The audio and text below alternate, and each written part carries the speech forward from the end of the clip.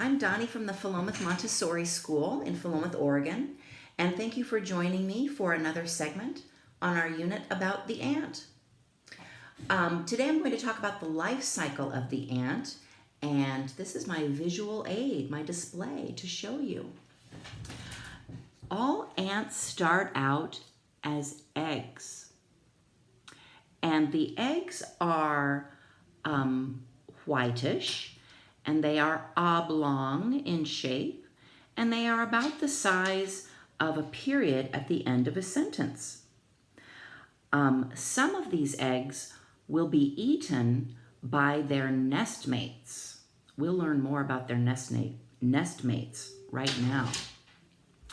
Here, I can point to it with my pen. Here is a larva. Out of the eggs hatch larvae. Larvae are worm-like, and they have no eyes nor legs. Larvae eat a lot, growing very, very rapidly. Do you know how a snake grows and then it sheds its skin because its skin is too small? Well, larvae are much the same. In between periods of growth, they molt their outer covering so that they can grow some more, and they grow very rapidly. When they are large enough, they become a pupa. A pupa.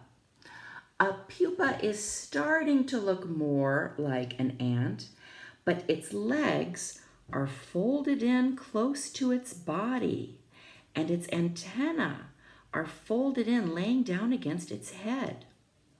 Now the pupa is in a resting state and a reorganizing state. Much like a caterpillar changes into a butterfly, the pupa is changing. Some pupa even spin a cocoon like a butterfly does, and others do not. They're just naked, but they are resting and they are changing. And when they are ready, it becomes an adult, a full-size ant. When ants come out of their pupa stage and are in their adult ant stage, they do not grow any larger. The size they are is the size they will stay. They have an outer covering called an exoskeleton that does not stretch, and it will not shed, so they stay that size their whole adult lives. This process of going from egg to adult can take weeks or months. You see there are 3 different adults. I'm going to put my visual aid back on the rack here, and I'm going to talk about these 3 different kinds of adult ants. The largest one is the queen. She is so large because she was fed more when she was a larva. She was fed more than all the others, so she is the biggest.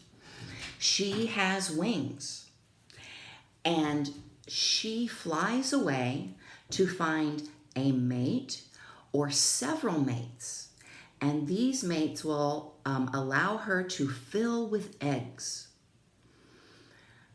Then she forms a colony. She starts a colony, which is a home where all the ants live.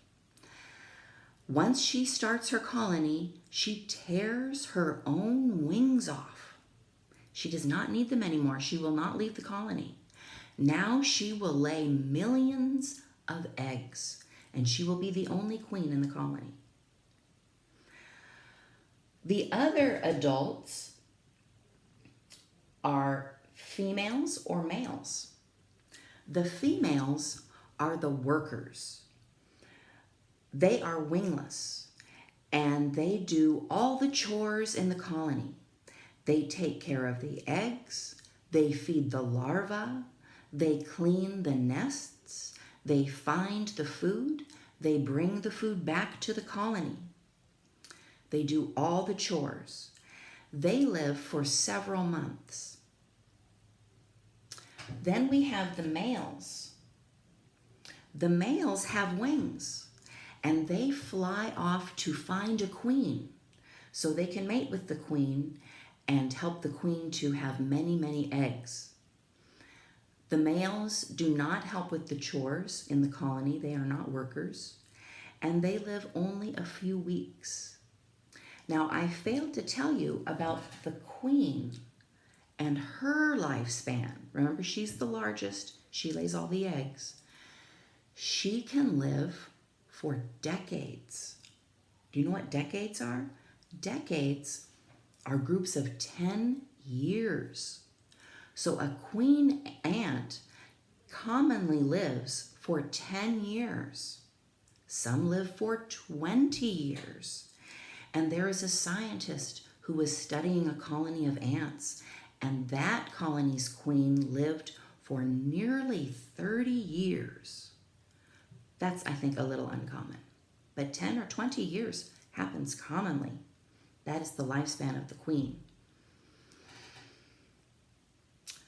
I thought it might be nice to show you how to draw an ant.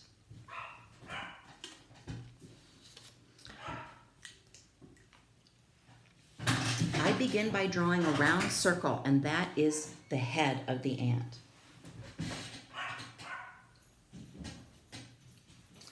And I can fill that all in with color if I want. Then I draw an oblong part, and that is the thorax.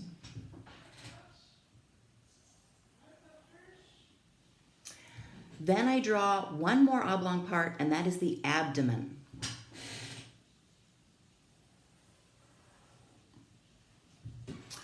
All the legs come out of the thorax. They extend out from the thorax. And remember how many there are? 3 pairs. 4 legs, middle legs, and hind legs.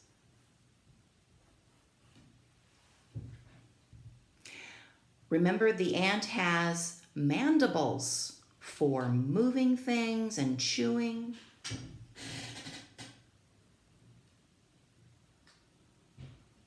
Just 2 little lines. Can you see that? 2 little lines make the mandible. And then it has longer antennae from its head for feeling.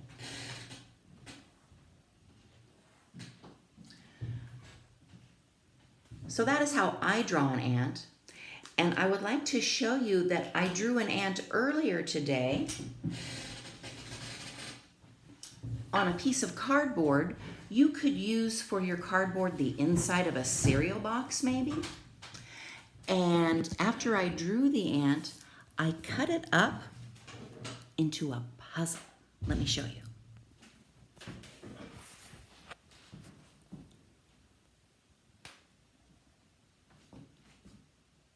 I hope you can see that. I don't know how to flip this around.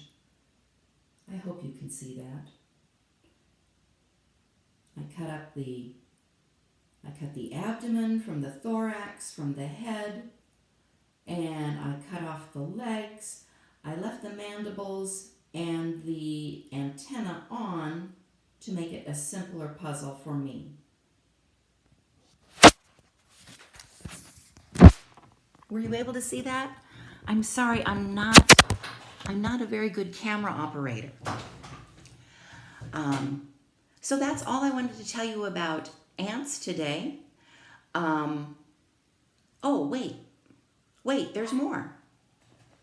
What if I were to tell you a very famous story about ants? A very long time ago, about 2,500 years ago, in ancient Greece, there was a storyteller named Aesop, and he told a story called The Ant and the Grasshopper that people still tell today, so many, many, many years later. And it goes like this. One late autumn day, when it was starting to get very, very cold, the ants were working.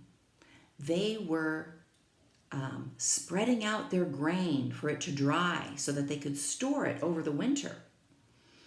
And as they were busily bustling about, along came the grasshopper with his fiddle, his violin, tucked under his arm. And he was starving. And he begged of the ants, "Please, can you spare some of that wheat? I am so, so hungry." And the ants said in wonderment to the grasshopper, they said, "But grasshopper, have you not spent the summer gathering food and preparing for the winter as we have?" And the grasshopper said, "Well, I was so terribly busy this summer, picnicking and playing my violin and singing. I really had no time to gather food." And the ant said, "Well, he who plays all summer must starve all winter." And that is the end of that story.